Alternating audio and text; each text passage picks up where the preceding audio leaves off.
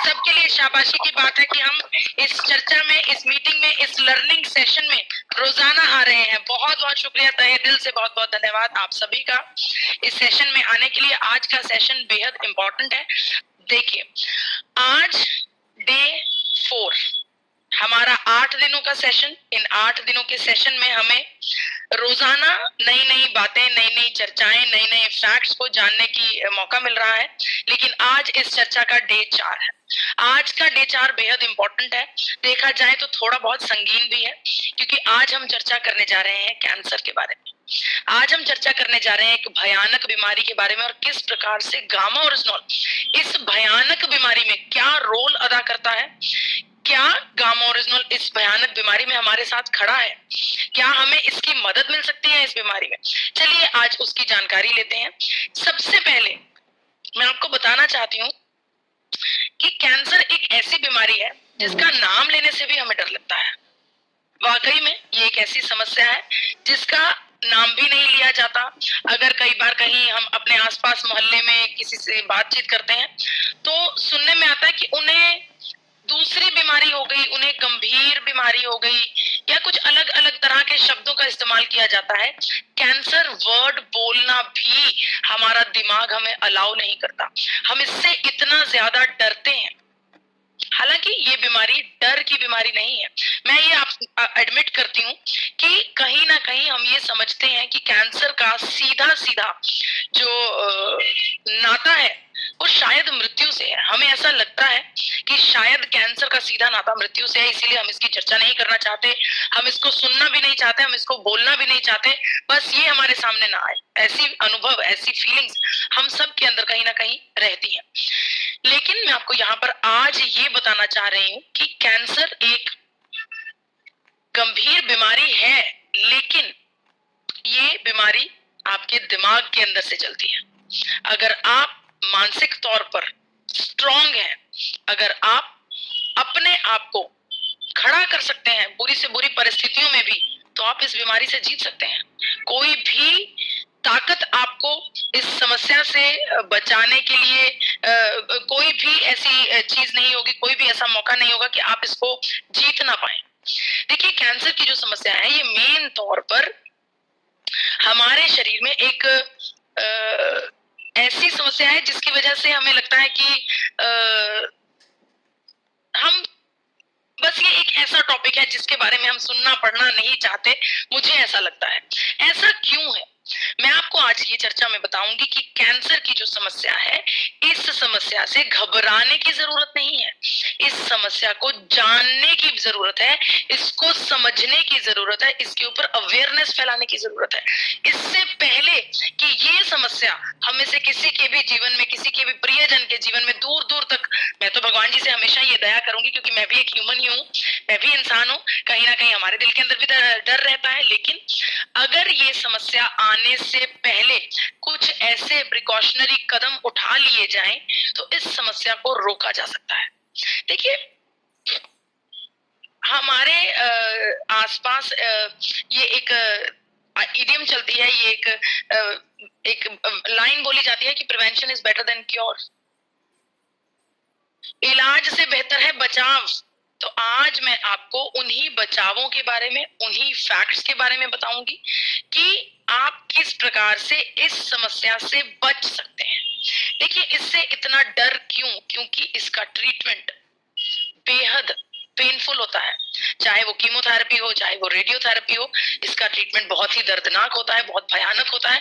जो इस ट्रीटमेंट से गुजरता है बस वही जानता है कि वो किस लेवल की पेन से निकलकर आगे आ रहा है, किस प्रकार का दर्दनाक जीवन जी रहा है।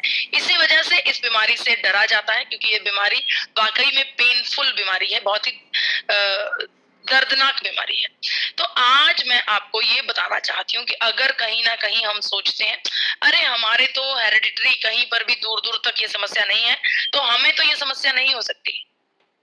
मैं आपको बताना चाहती हूँ कि इतनी बड़ी बड़ी हस्तियां जिनकी तस्वीरें आपके सामने हैं, इनको भी अलग अलग प्रकार के भयानक कैंसर हुए हैं। नरगिस दत्त को पैनक्रियाटिक कैंसर, ऋषि कपूर जी को ल्यूकेमिया, और इरफान खान जी अपनी बहुत ही यंग एज में इनको न्यूरो एंडोक्राइन कैंसर से जंग लड़नी पड़ी और ये सब वो जंग हार चुके हैं। ऐसा नहीं है कि कैंसर के साथ जंग में हमेशा मानव हारेगा ही, कैंसर की जंग में जीता भी जा सकता है। नारी शक्ति ने ये कर दिखाया है। हमारे आसपास बड़ी बड़ी एग्जाम्पल्स हैं जो इस समस्या से जीत गई हैं।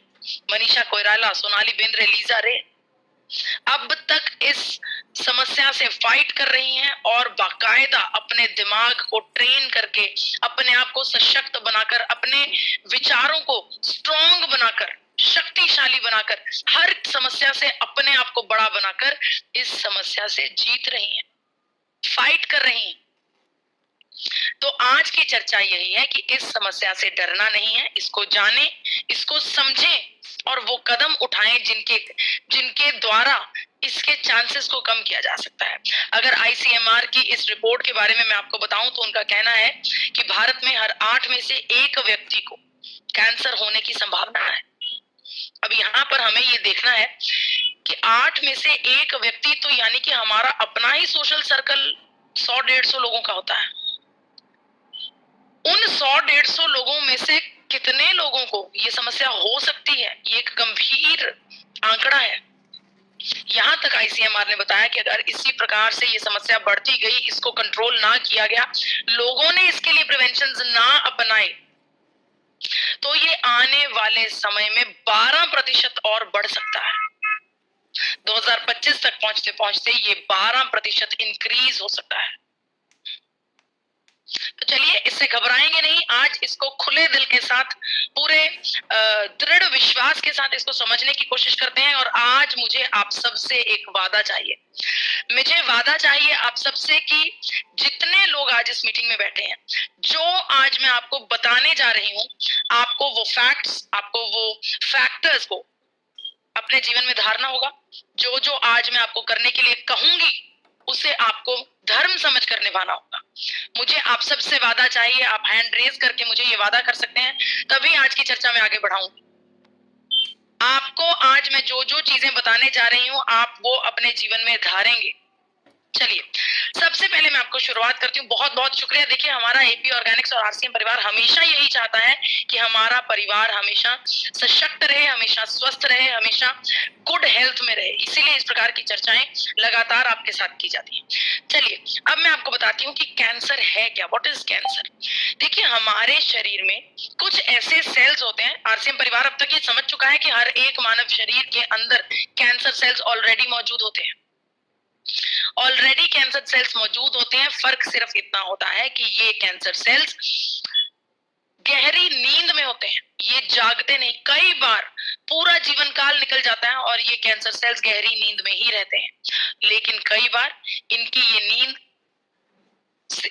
नींद टूट जाती है, इनकी आंख खुल जाती है और ये ग्रो करना शुरू कर देते हैं। ये सिंपल शब्दों में मैं आपको समझाने की कोशिश कर रही हूँ। देखिए, इस डायग्राम को ध्यान से देखिए। सबसे पहली डायग्राम में हमारे नॉर्मल सेल्स हैं। हमारा मानव शरीर के अंदर देखिए, हमारा शरीर छोटे छोटे सेल्स से जुड़कर बना हुआ है, सिंपल नॉर्मल सेल्स हैं।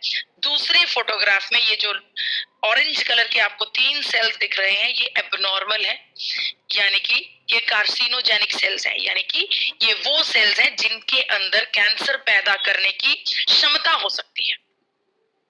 अब इन सेल्स की जब एबनॉर्मल मल्टीप्लिकेशन होने लगती है, जब ये सेल्स जरूरत से ज्यादा बढ़ने लगते हैं, ग्रो करने लगते हैं, तब ये बीमारी का रूप ले लेते हैं।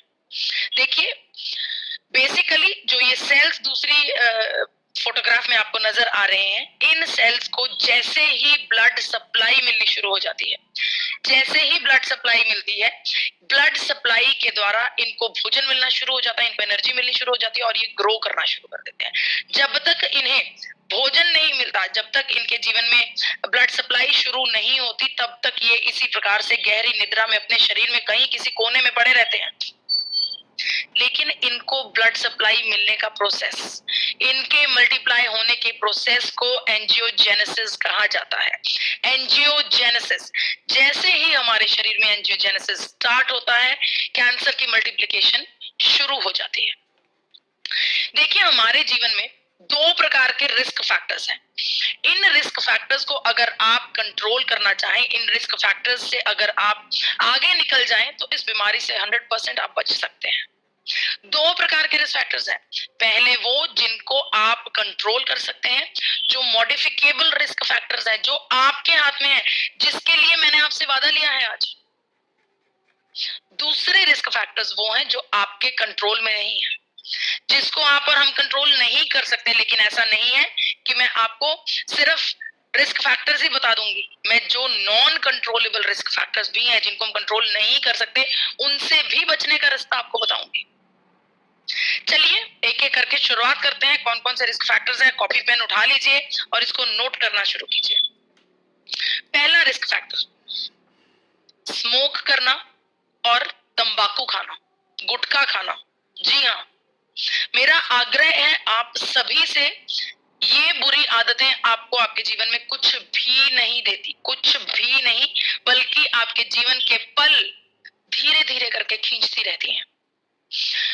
देखिए, तंबाकू और सिगरेट की अगर मैं बात करूं तो जितनी मृत्यु कैंसर के मरीजों की होती है, उसका 32% हिस्सा, 32 यानी कि 30 जमा 2, 32% हिस्सा सिर्फ सिगरेट और तंबाकू पीने वाले लोगों का होता है। इतना हानिकारक, इतना भयंकर रिजल्ट होने के बावजूद भी ये सिगरेट और ये तंबाकू हमारे बाजारों में सरेआम बिकते हैं। मुझे बेहद हैरानी होती है इस बात की कि ये इनके पोस्टर्स के ऊपर, इनकी डिब्बियों के ऊपर इतनी बड़ी बड़ी फोटोग्राफ्स बनी रहती हैं कैंसर्स की, लेकिन फिर भी इसे खरीदा जाता है, इसका उपयोग किया जाता है और इसे खुलेआम बेचा जाता है। देखिए, एक विडंबना यहाँ पर मेरे दिमाग में आ रही है। ये सिगरेट, शराब, तंबाकू, ये सब जो हमारे शरीर के लिए हानिकारक चीजें होती हैं, इनको लेने के लिए हम झट से बाजार में वो 4-5 कोस दूर दुकान पर पहुंच जाते हैं, राइट। लेकिन जो चीजें हमारे शरीर के लिए अच्छी हैं, जैसे कि दूध, वो उस दूध वाले को आकर हमारे घर पर देना पड़ता है। अगर आप इसको डीपली समझेंगे, इसकी विडंबना को समझेंगे, तो जी हाँ, हम दूध लेने के लिए बाहर नहीं जा सकते, लेकिन वो चीजें जो हमारे शरीर के लिए बिल्कुल अच्छी नहीं है, उनको लेने के लिए बाजार जा सकते हैं। दूध हमें हमारे घर पर ही चाहिए। ये एक बहुत ही गंभीर सिचुएशन है, गंभीर सिनेरियो है। चलिए, हम बात कर रहे हैं स्मोक और टबैको की। आपसे मैंने ये वादा ले लिया है आज कि आप सिगरेट और तंबाकू की आदत को बंद करेंगे। अपने आप को एक, अगर आप इसके आदी हैं तो मैं आपसे आग्रह करती हूँ, अपने आप को एक तारीख दे दीजिए कि आज 18 अक्टूबर को मैं ये सोच रहा हूं कि मैं ये आदत छोड़ दूंगा। 18 नवंबर से पहले पहले मैं इससे 100% निजात ले लूंगा। अगर आप अपने आप को ऐसे टाइम बाउंड करेंगे तो 100% इस आदत को छोड़ पाएंगे। चलिए बढ़ती हूँ दूसरी आदत की तरफ। दूसरी आदत है शराब पीना। जी हाँ, शराब पीने की वजह से भी हमारे शरीर में कैंसर पैदा होता है। देखिए, जो अल्कोहल है, अल्कोहल जब हमारे शरीर के अंदर जाकर, शराब जिसको साइंटिफिक भाषा में एथेनॉल कहा जाता है, हमारे शरीर के अंदर जाकर ब्रेक करती है, एब्जॉर्ब होती है, तो इसके द्वारा जो हमारे शरीर में प्रोड्यूस होता है वो है एसिटल्डिहाइड नाम का एक एलिमेंट प्रोड्यूस होता है, जो कार्सिनोजेनिक है। डायरेक्टली अगर आप नेशनल कैंसर इंस्टीट्यूट की बात माने तो ये बात पन्नों में छप चुकी है। National cancer institute, there is convincing evidence that drinking alcohol raises your risk of several cancers। यानी कि मात्र शराब पीने से आपके शरीर में अनेकों अलग अलग प्रकार के कैंसर पैदा हो सकते हैं। ये नेशनल कैंसर इंस्टीट्यूट ने एक लंबी रिसर्च के बाद घोषणा की है। तो शराब को भी अपने जीवन से निकाल दीजिए। आप निकाल सकते हैं, बिल्कुल कर सकते हैं। देखिए, इस मामले में एक और बात मुझे याद आ रही है। कहा जाता है क्विटर्स आर द विनर्स। अगर आप अपने जीवन के लिए बुरी आदतों को छोड़ सकते हैं, क्विट कर सकते हैं, तो आप अपने जीवन में कुछ भी जीत सकते हैं। Quitters are the winners. और मुझे विश्वास है कि इस मीटिंग में उपस्थित पूरे 400 के 400 लोग विनर्स हैं। आप सब लोग क्विटर्स हैं और विनर्स हैं। आप इन बुरी आदतों को बिल्कुल छोड़ सकते हैं। बढ़ती हूँ तीसरी आदत की तरफ। पैकेज्ड फूड, फास्ट फूड, आपके बाजारों में मिलने वाला वो चिप्स का पैकेट, भुजिए का पैकेट, पेस्ट्रीज, केक्स, समोसे, टिक्कियां, भजिया, पकौड़े, कितना कुछ मिलता है, कितना कुछ हम खाते हैं। इन चीजों को भी खाना कम कर दीजिए। खास तौर पर पैकेट बंद चीजें, जो पैकेट बंद चीजें हैं उनमें अनेकों प्रकार के प्रिजर्वेटिव्स डाले जाते हैं और वो प्रिजर्वेटिव्स ही उन चीजों को महीनों भर तक सही रखने की क्षमता रखते हैं। अगर हम अपने घर में कल की बनी सब्जी को थोड़ी देर के लिए बाहर ऐसे ही छोड़ दें तो वो झट से खराब हो जाती है ना। लेकिन पैकेट में बंद किए वो चिप्स, पैकेट में बने वो भुजिए, उनके ऊपर उनको खाने से पहले जरा तारीख नोट किया कीजिए, देखा कीजिए कि कितने महीने पहले बना है। सोचिए, हम अपने घर पर कल की परसों की बनी सब्जी नहीं खाते और हम महीनों पुरानी पहले पैक की हुई पैकेज्ड फूड का सेवन कर रहे हैं। इसको भी छोड़ दीजिए। खाने पीने की आदतों को इंप्रूव करने की कोशिश कीजिए। बाहर का भोजन करना, फास्ट फूड्स का सेवन करना, इन सब चीजों से परे रहने की कोशिश कीजिए। अच्छी आदतें डालिए, अच्छा भोजन कीजिए, घर का बना खाइए, फल सब्जियां खाइए, ड्राई फ्रूट्स खाइए, सीड्स खाइए, अच्छी अच्छी चीजें खाइए, लेकिन इन चीजों को छोड़ दीजिए। बिल्कुल नहीं छोड़ सकते तो आप धीरे धीरे मॉडिफाई कीजिए अपने जीवन को, अपनी ईटिंग हैबिट्स को कंट्रोल करने की कोशिश कीजिए और इनको कम कर दीजिए धीरे धीरे। International agency for research on cancer का ये कहना है कि रेड मीट सीधे तौर पर हमारे शरीर में कैंसर पैदा करता है। जी हाँ, रेड मीट कार्सिनोजेनिक होता है। ये हमारे शरीर में कैंसर पैदा करने का एक बड़ा कारण हो सकता है। तो मैं आप सबसे आग्रह करूंगी कि नॉनवेज खाना अगर आप छोड़ दें तो बहुत बेहतर है। ज्यादा से ज्यादा प्लांट बेस्ड डाइट का सेवन कीजिए, ज्यादा से ज्यादा प्लांट बेस्ड डाइट का उपयोग कीजिए अपने जीवन में। यही वो भोजन है जो आपके शरीर को एक अच्छा सही न्यूट्रिशन दे सकता है। इस प्रकार का भोजन करने से ही आपके शरीर में एनर्जी, न्यूट्रिशन और अलग अलग प्रकार के विटामिन्स, मिनरल्स, मैक्रोन्यूट्रिएंट्स, माइक्रोन्यूट्रिएंट्स, अलग अलग प्रकार की चीजें आपको मिलती हैं। प्लांट बेस्ड डाइट का उपयोग करना शुरू कीजिए। इसके अलावा चौथा कारण, यहां पर आपको जरा आईना देखना होगा कि कहीं आप ये कारण आपके जीवन में तो नहीं है। क्या आप भी इसी प्रकार से सिडेंटरी जीवन तो नहीं जी रहे? हालांकि ये आरसीएम परिवार है, मुझे पूरा विश्वास है कि आरसीएम परिवार का कोई भी सदस्य ऐसे बैठ ही नहीं सकता। आपके कंधों पर इतनी जिम्मेदारी है कि आप तो सुबह ही रेडी होकर निकल जाते हैं अपना काम करने के लिए और आप ऐसे बैठ ही नहीं सकते। आपके जीवन में फिजिकल एक्टिविटी की कमी हो ही नहीं सकती। लेकिन अगर कमी है, अगर आप रोजाना अपने काम की जद्दोजहद में सारा दिन निकाल देते हैं लेकिन अपने शरीर के लिए वो 30 मिनट नहीं निकालते जिसकी चर्चा मैं समय समय पर बार बार करती रहती, तब भी हमारे शरीर में ये गंभीर समस्या होने की संभावनाएं बढ़ जाती हैं। तो इसके लिए कोशिश कीजिए अपने शरीर के लिए, अपने आप के लिए। यहाँ पर मैं ये समझती हूँ कि अगर 24 घंटों में से 30 मिनट या फिर 1 घंटा हमें थोड़ा सा सेल्फिश होना पड़े तो उसमें कोई बुराई नहीं है। हम सब कुछ छोड़ छाड़ कर अपने लिए ये 1 घंटा निकाल सकते हैं। आप 24 में से 23 घंटे अपने परिवार के लिए काम करते हैं, हर एक जद्दोजहद करते हैं, हर एक फैसिलिटी को देना चाहते हैं अपने परिवार को, अपने लिए, अपने सपनों को पूरा करने के लिए बड़े बड़े टारगेट्स लेकर रखते हैं। लेकिन अगर वो 1 घंटा नहीं निकालेंगे ना अपने लिए तो आप कुछ अचीव नहीं कर पाएंगे। आपके शरीर में धीरे धीरे करके एनर्जी कम होती जाएगी और आपके सपने, आपके टारगेट्स आपको और ऊंचे जाते नजर आने लगेंगे। तो उन टारगेट्स को ऊंचे जाते हुए रोकने के लिए आपको अपना लेवल बढ़ाना होगा, आपको फिजिकली फिट होना होगा। वॉकिंग कीजिए, जुम्बा कीजिए, एरोबिक्स कीजिए, योगा कीजिए, मेडिटेशन कीजिए, कुछ भी कीजिए जो आपको अच्छा लगता है, लेकिन अपने लिए 1 घंटा 30 मिनट जरूर निकालिए। ये तो हुए वो फैक्टर्स जिनका आपने मुझे वादा किया है, जिनको आप छोड़ेंगे। जी हाँ, सिगरेट, शराब, तंबाकू, सेडेंटरी लाइफस्टाइल और बाहर का भोजन, ये चारों आदतें आप आज से छोड़ेंगे।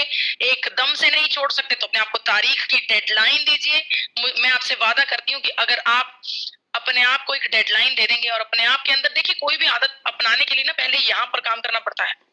अगर आप लगातार कुछ दिन यहाँ पर बात करते रहेंगे ना कि ये जो तंबाकू मैं खा रहा हूँ, ये जो सिगरेट मैं पी रहा हूँ, ये मेरे लिए अच्छी नहीं है, मैं कर रहा हूँ इसका उपयोग, लेकिन मुझे पता है कि ये मेरे लिए अच्छी नहीं है, तो हफ्ते बाद 10 दिन बाद आपका दिमाग आपको अंदर से इच्छा नहीं होगी ये चीजें करने की। चाहे वो बाहर का भोजन है, चाहे वो बिस्तर पर पड़े रहना है, चाहे कोई भी चीज है, आपको अपने आप के साथ बात करनी है। अपने जीवन को आगे बढ़ाने के लिए, स्वस्थ और सक्षम रखने के लिए आपको खुद कदम उठाना है। कोई और आपको मोटिवेट नहीं करेगा, कोई और आपके लिए ये काम नहीं करेगा। इसीलिए मैं बार बार कहती हूँ कि अपने जीवन की जिम्मेदारी खुद लीजिए। चलिए अब उन फैक्टर्स की बात करती हूँ जो आपके हाथ में नहीं है। बड़े गंभीर फैक्टर्स हैं, हमारे हाथ में नहीं है लेकिन फैक्टर्स हैं। इनकी वजह से हमारे शरीर में कैंसर की समस्या होने के चांसेस बहुत ज्यादा बढ़ जाते हैं। चलिए जानते हैं। सबसे पहला जो फैक्टर है, आप समझ गए होंगे फोटोग्राफ से, वीडियो से, कि हाँ, पोल्यूशन और यूवी रेडिएशंस जो हमारे आसपास मोबाइल के बड़े बड़े टावर्स लग रहे हैं। आपको एक चीज याद दिलाना चाहती हूँ कि जब आज से 40-50 साल पहले बहुत सारे टावर्स नहीं होते थे, बहुत सारी फैक्ट्रीज नहीं होती थी, तो कितने प्रकार के पंछी हमें देखने को मिलते थे। चिड़िया, कौवे, चिड़िया ही कितने प्रकार की दिखती थी, चिड़िया, है ना। तो आजकल आपने कभी नोट किया है कि आपके आसपास जो वो बर्ड्स हैं उनकी गिनती कितनी हो रही है? क्या आपको कहीं पर वो वाली चिड़िया नजर आई है जो वो ब्राउन कलर की होती थी, हल्के हल्के काले रंग के उसके पंख होते थे, छोटी सी? मिलती ही नहीं है, क्योंकि हमारे आसपास इतनी यूवी रेडिएशन रेज हो गई हैं, रेडिएशंस हो गए हैं, जिसकी वजह से ये जो प्राणी हैं, जो छोटे छोटे प्राणी हैं, जो पंछी हैं, इनके जीवन को खतरा हो गया है। ये विलुप्त होने लग गए हैं। अगर वो विलुप्त होने लग गए हैं तो सोचिए कि हमारे मानव शरीर पर ये प्रदूषण और ये यूवी रेडिएशंस क्या इफेक्ट्स डालते होंगे। देखिए, अब तक जो हमने चर्चा करी, फ्राइड फूड को छोड़ दीजिए, टबैकोस को छोड़ दीजिए, शराब को छोड़ दीजिए, वायु प्रदूषण या फिर कोई भी ऐसी आदत, फास्ट फूड का सेवन करना, इन सब चीजों को अगर आप नहीं छोड़ेंगे तो ये सब चीजें हमारे शरीर में फ्री रेडिकल्स पैदा करती हैं। फ्री रेडिकल्स वही शैतान बच्चे हैं जो हमारे शरीर के अच्छे सेल्स से इलेक्ट्रॉन्स को खो लेते हैं। इन फ्री रेडिकल्स की वजह से मैंने आपको बताया था कि कितनी बीमारियां होती हैं, और उसमें भी हमने कैंसर की चर्चा करी थी।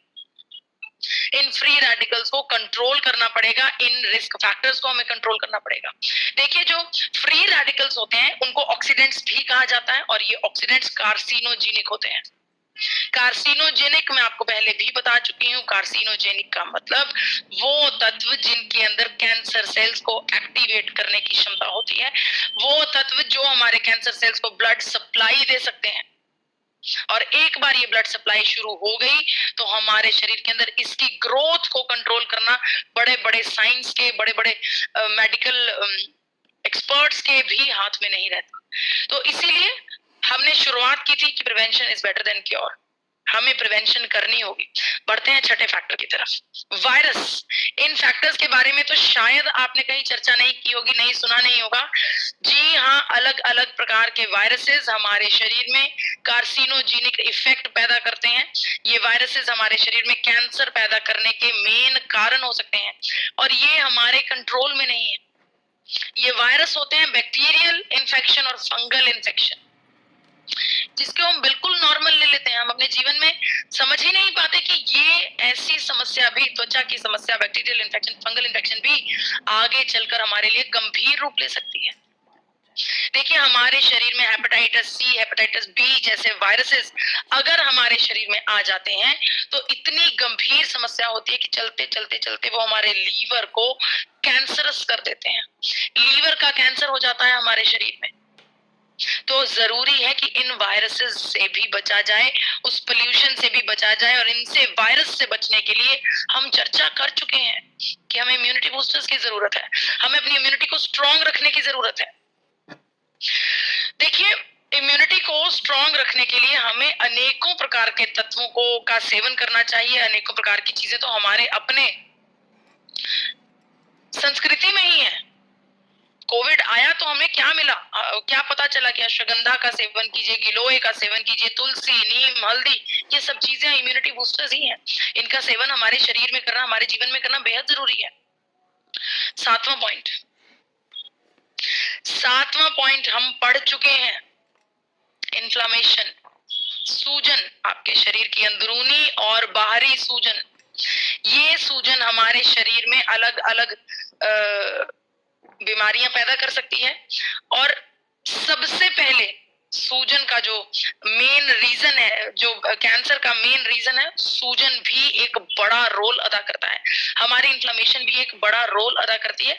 तो इसके लिए जरूरी है कि हम अपने शरीर में एंटी इंफ्लेमेटरी चीजों का सेवन करते रहें, जिसमें हमारे आसपास हल्दी, अदरक और लहसुन जैसी चीजें अवेलेबल हैं। ये एंटी इंफ्लेमेटरी हैं, इनका उपयोग करने से भी हमारी सूजन कंट्रोल की जा सकती है।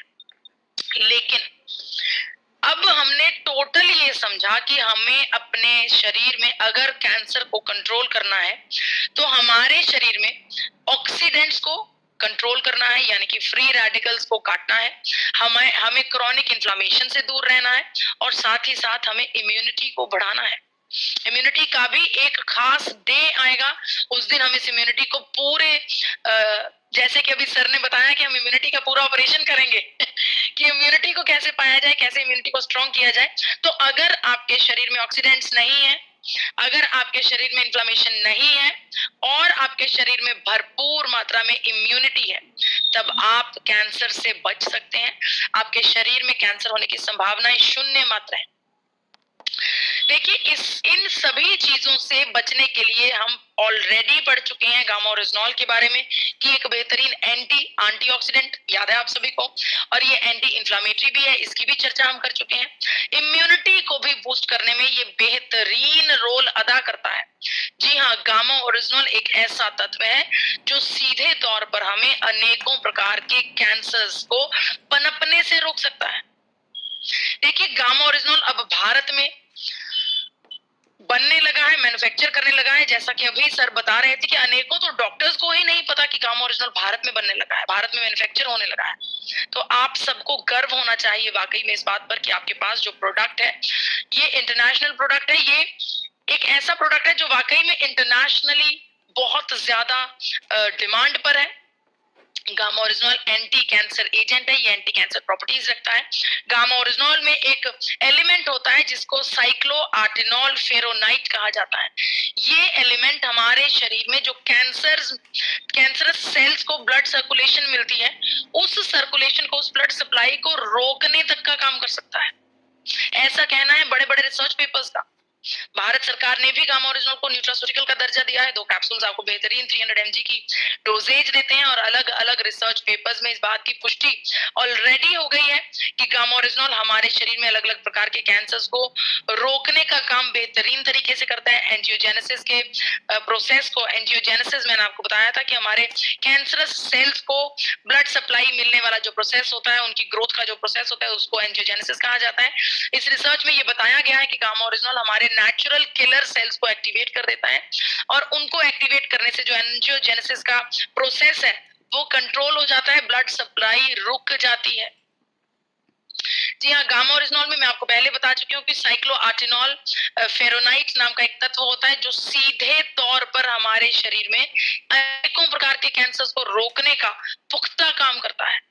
इसके अलावा मैं आपको बताना चाहती हूँ कि बड़े बड़े डॉक्टर्स, रिसर्च पेपर्स और साइंटिफिक स्टडीज इस बात की पुष्टि करती हैं। डॉक्टर राहुल भार्गवा, जो कि प्रिंसिपल डायरेक्टर है फोर्टिस हॉस्पिटल नोएडा से, वो भारत के नामचीन कैंसर स्पेशलिस्ट डॉक्टर हैं। डॉक्टर साहब भारत में बहुत से लोगों को बहुत कम दरों पर कैंसर का इलाज देते हैं और भारत को कैंसर मुक्त बनाने का सपना देखते हैं। डॉक्टर साहब के जुबान से खुद सुनते हैं कि वो गामा